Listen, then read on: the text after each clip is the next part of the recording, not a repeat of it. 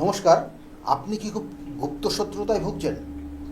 গুপ্ত শত্রু আপনাকে ধীরে ধীরে দিনে দিনে নষ্ট করে দিচ্ছে। আপনি কি দেয়ালে পিঠ ঠেকিয়ে ফেলেছেন?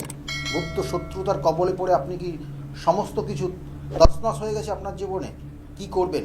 তার আগে বলে দিই, গুপ্ত শত্রুতার কিন্তু জন্য আমাদের যে গ্রহ নক্ষত্রগুলো দায়ী রয়েছে তার মধ্যে হচ্ছে মূল কারণ হচ্ছে কেতু গ্রহ। আর এই কেতু গ্রহর ইষ্টদেবী হচ্ছেন ধূমাবতী। আর ধূমাবতীর যিনি বাহন তিনি হচ্ছেন কাক।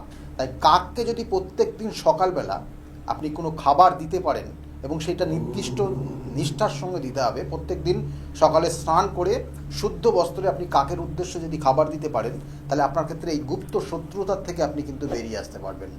তাই বলবো যে গুপ্ত শত্রুর থেকে বেরোতে হলে আপনাকে প্রত্যেক দিন সকালবেলা কাকের উদ্দেশ্যে খাবার দিন, তাতে ভালো থাকতে পারবেন। আর আমার সঙ্গে যোগাযোগ করলে নিচের বুকিং নাম্বারে ফোন করতে পারেন। সকলে খুব ভালো থাকুন।